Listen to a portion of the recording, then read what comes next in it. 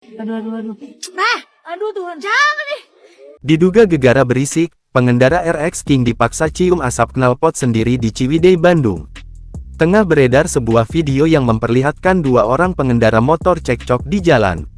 Melansir akun Instagram @memomedsos pada Minggu, tanggal 14 April tahun 2024 dijelaskan bahwa keributan tersebut bermula karena seorang pria yang merasa terganggu dengan suara knalpot pengendara RX King.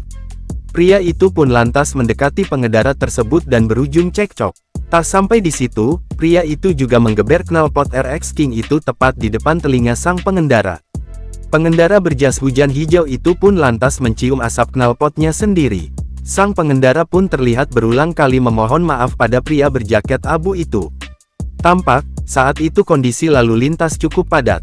Beberapa warga pun juga terlihat berdiri mengelilingi kedua pemuda itu. Ya ampun, tolong Tuhan. Gak ada yang nolongin. Gak ada yang nolongin, tolong Jangan. Angkat dulu itu. Ntar saya kena juga. Soalnya lagi. Dijelaskan bahwa peristiwa itu terjadi di wilayah Ciwidey, Bandung, Jawa Barat. Kini video itu pun telah viral dan diunggah ulang oleh banyak akun di media sosial. Warganet yang menyaksikan peristiwa itu pun ramai memberikan komentar. Hingga saat ini, pihak TribunSumsel.com masih mencari informasi yang lebih mendalam terkait peristiwa itu.